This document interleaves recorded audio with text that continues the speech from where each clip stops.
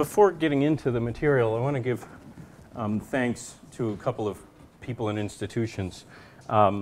This is work that is jointly funded by the Sequan Institute on Tribal Gaming at the University of, at the San Diego State University, thanks. And through the Native Nations Institute, where Miriam and I both have research affiliations. And then we also received in-kind support from the Harvard Project on American Indian Economic Development. These three individuals at the bottom have helped us in different ways. Randy has been mentioned already here.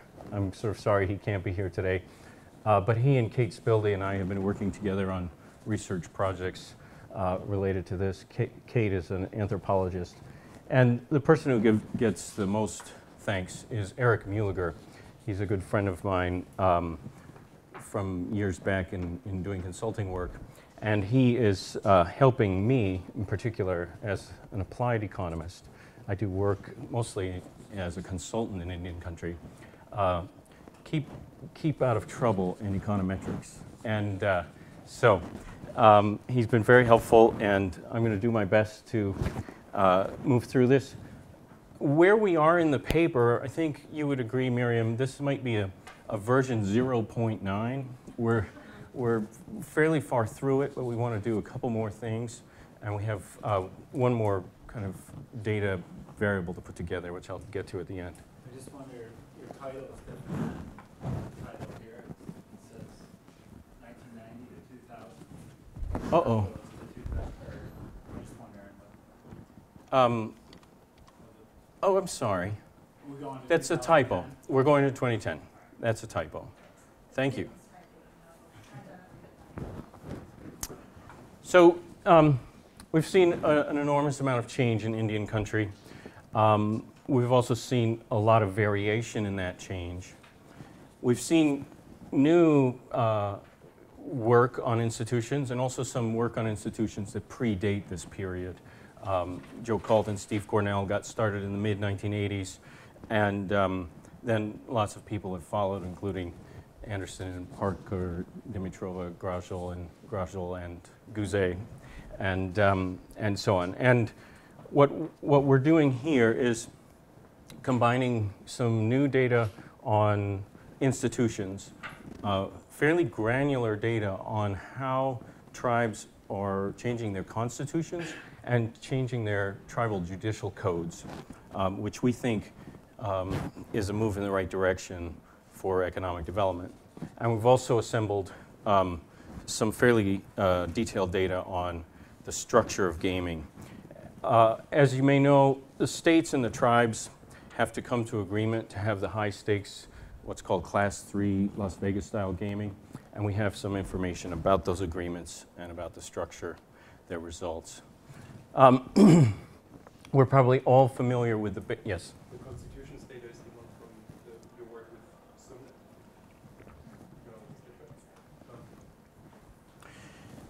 Sumner. We're all familiar with the big picture that Indians on reservations are much poorer than most other ethnic categories in the U.S. Census. It's consistent over time. We saw a large influx of federal money with the Great Society programs, and then with the Reagan budget cuts, if you actually look at the per capita cuts, they fall, the funding falls off a cliff, and income shrank on the reservations, adjusted for inflation, by about 8%, and then it's growing very substantially, 33% in the 90s and 11% in the decade after. In the United States, we've gone through something that you've gone through as well. In the 70s, particularly in the 1980 census, there was a lot of Indian-specific information in the long form. The long form continued in 1990. A major introduction that complicates things in 2000 is that identification was complicated. You could identify as American Indian and other things. And when we talk about Indians from here on out, we're talking about people who self-identify as American Indian and Alaska Native alone, not in combination with any other races. And then our Census Bureau has gone to sampling. Rather than have a long form on a decennial, They're doing what we call the American Community Survey. Sounds analogous to your household survey. And the way that this affects our work is concerning, to say the least. The Bureau will not release averages for populations below 20,000 except at 3 and 5 year average aggregates. And so sometimes we're talking about 2010, we're really talking about an average of 5 years. And the smaller you go in the reservation, the more noisy that data is. So this is a graph of the income in 1990 and the income in 2010. And this would be equality. And the United States, because of the recession, had very modest growth. And yet, most of these reservations, these are reservations of more than 150 Indians, most of these reservations experience growth that's much greater than the US average. I'm seeing some furrowed brows. Yeah, okay. And so what we want to try to do in our paper is untangle what's behind this variation. You know, the simple intuitive, the man on the street's view is that this is all gaming.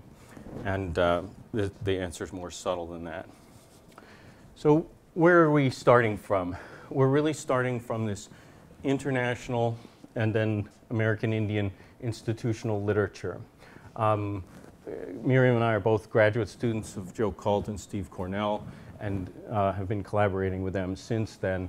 Miriam is the research director of these two institutions.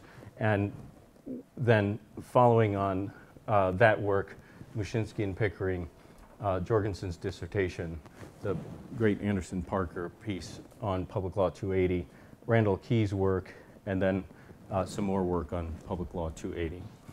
And I think the thing to say is that we understand many of the limitations and challenges of this work and its application internationally and its application to Indian country in particular, and we're trying to do the best we can within that. So we want to understand the very large change in income on reservations. For context, the US per capita income grew in the 90s by 11%. So this is a torrid rate, if you think about it, right? And then it also happened at the reservations that did not have gaming in that decade. And we want to look at some questions about formal and informal institutions, the way Douglas North talks about them. We want to look at self-determined institutions of government versus institutions of government that are imposed by the federal government. And we are quite concerned about the endogeneity of constitutional change. So here's a quick snapshot of the change in per capita income. So we have the delta on the horizontal axis, and then these are histograms. And the things that are being counted are the reservations. So we have, in 1990, most Indians don't have any casinos open. In 2000, there are a lot of reservations that have casinos, but there are also some very large reservations that don't. And so the population is about half and half. And then by 2010, with Navajo coming, one of the things that confounds us all the time is Navajo. It's 17 standard deviations larger in population than everybody else. So, but at the end of this period, virtually all Indians who are living on reservations that have some sort of gambling. All right, this question of endogeneity, we want to make sure that we're not catching the influence of wealth on constitutional change. And so we looked at a number of different variables. This was an orphan slide. I couldn't quite figure out where to put it in the sequence. I'm going to get to talking about the institutional variables. But for now, we're looking at 4 core variables and looking at how many changes we see over this 2-decade period. And we see a large number of tribes that experience no change. And so, you know, the story you have to tell about endogeneity is a story of very long time horizon anticipation, that we ought to make investments in casinos because, excuse me, we are going to be rich in the future, so let's make some constitutional investments, rather than saying there's causation running the other direction. So what is our approach? We are looking primarily, well, only right now, at income. We're looking at a collection of different controls. So V through Z are different controls. And every time we do a set of those, we're looking at this core group of institutional variables. And then we have a time dummy. And we're looking at 3 periods of time, 80 reservations. By the way, the reservations, we've truncated the sample at, was it 2000? Year 2000, population was 1,000 and greater. That means that in 1990, there were some that were smaller. We're not too worried about that because these polities exist in more than just the dimension of the on-reservation census self-identified Indians. That is to say, there are people in the neighboring lands, in the neighboring towns, who are participating civically in the tribe. So, off to the races. We start to build a series of variables to look at different controls. We think at the outset we've got to control for regional income levels and population density, and we do an interaction of those and time dummies. We think that there are probably path dependencies and endowment effects, and so we introduce baseline controls of per capita income in 1980, high school attainment in 1980, and the 1980 population percentage that's Indian. As we know, there are a lot of communities with a variety of non-Indians, varying levels of non-Indians. For gaming controls, we have the fraction of the decade immediately preceding that where the tribe had gaming. Casinos within 75 miles of the reservation center as a competition variable. A dummy for gaming, an interaction of casino competition and gaming. The fraction of the decade with a approved revenue allocation plan. We'd love to know how much money the tribes are putting into per capita distributions, and that's just not something that's available. And the best proxy that we thought of was to say, when the law is that when a tribe wants to allocate per capita, they have to file a plan with the Bureau of Indian Affairs, and we have the date of the plan. Has no particulars. And so we're just going to say, if you file the plan, we know the number's not 0. Then we have the maximum fraction of the previous decade without a gaming management agreement.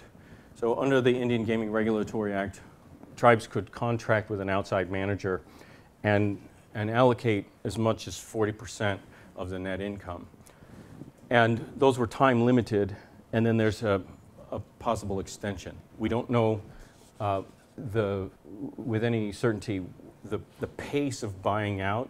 Our anecdotal impression is that tribes are buying these things out faster than their 7-year expiration. So we've got a proxy here. Then we looked at 2 governance controls. One is the percentage of the prior decade where they have a self-governance agreement. And these behave like block grants, where the tribe can go into the federal government and say, instead of you administering these programs, give us all that money and we'll administer them. And we thought that that was a good indicator of the tribe's go-getiveness or ability to make its way in the world. It's set its own destiny. And then we have a dummy for whether the tribe is subject to full Public Law 280 jurisdiction. And this is the area where Anderson and Parker and Dimitrova, Grazel and oh, sorry guys. This needs to be plugged into the wall. Sorry. It's terrible when your content providers destroy the content.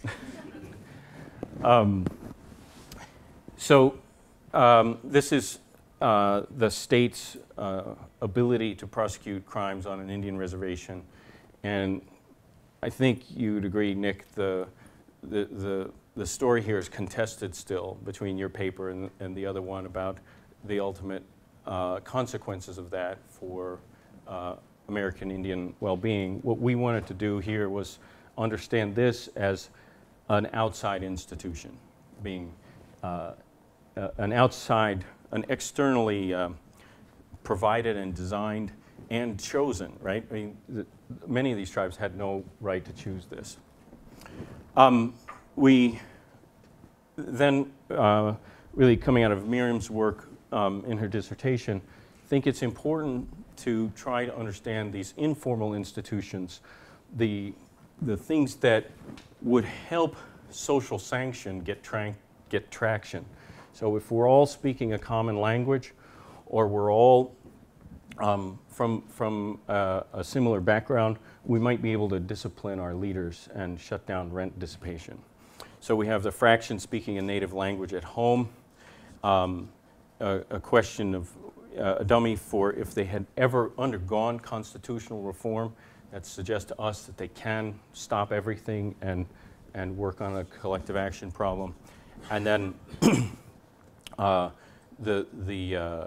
dummy for whether they amended the Constitution in the last decade. So now we get to some core institutional values, core institutional variables.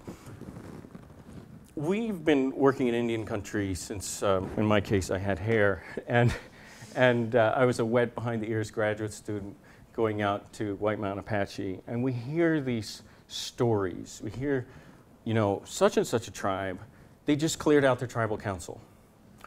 They have no staggered terms, and everybody was elected out. Or such another tribe changed their constitution, and they shut down the staggered terms. So this in particular is one that we've heard from Lance Morgan at Ho Chunk Inc., and lots of other places around Indian country. We've also seen tribes really achieve a lot with a court where the tribal government really faces the prospect of losing, right? Think about it. You've got a contract for pipe. This is a true story from southern Arizona. The contractor puts the pipe on the reservation, and the job gets done, but there's excess pipe, and the tribe says, we're going to hold on to the pipe. And the contractor sues the tribe, and the tribe says, we win. Sovereign immunity, right? Now that contractor is telling everybody in Arizona, you're going to face a political fight with your assets. Chief executive veto. We settled on this one. There's a lot of tribes don't have a separation of powers the way we would understand it in the presidential U.S. constitutional system, where there's a flow of decision making and impediments. And we wanted to see if, like, help me out here, I'm forgetting the paper. The Person and Tavellini paper on executive veto, that you see performance of governing institutions is much greater when you have a veto and then the ability to override that veto. And then a lot of Indian constitutions have a prohibition or some sort of separation of business management from political leadership. And then we have a factor variable which combines all of these. Yeah. Independent tribal court. So on the public law 280, if you believe Anderson and Parker, which I believe them, then if you have a non-independent tribal court but you have public law 280, then it's as good or also okay, like having an independent tribal court. Is that Yeah, what do you think and about that's maybe a suggestion for our further work, is to maybe interact these things and see how they but come out. It's loosely what you're thinking. Yeah. Okay, we're a little bit pressed. I'm sorry to get to the interesting part with so little left, but we've got our controls. We find this, your starting point really matters, your Indian percent really matters, and the temporal and economic controls. We see that they're strong in the temporal, and we leave them in for the economics. Interestingly, and we're still investigating this, we find very little on the gaming side. And what we think is going on there is that we've captured the benefit of gaming in thinking about the population that's near you, right? That you've controlled for population within 75 miles. So that's going to tell you, since almost everybody has gaming at this point, that's going to tell you where you're going to get. We find some mild significance. This, just to be clear, 10%, it's insignificant under most rules of thumb on self-governance, and don't find an effect for full public law 280 jurisdiction. And the magnitudes on that, just keep those in mind for the next slide.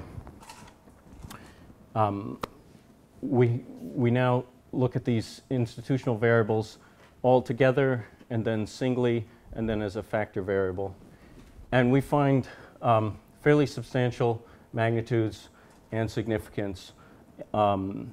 Just to put it in context, these magnitudes are they represent about $750 to $1,300 per person per capita per year.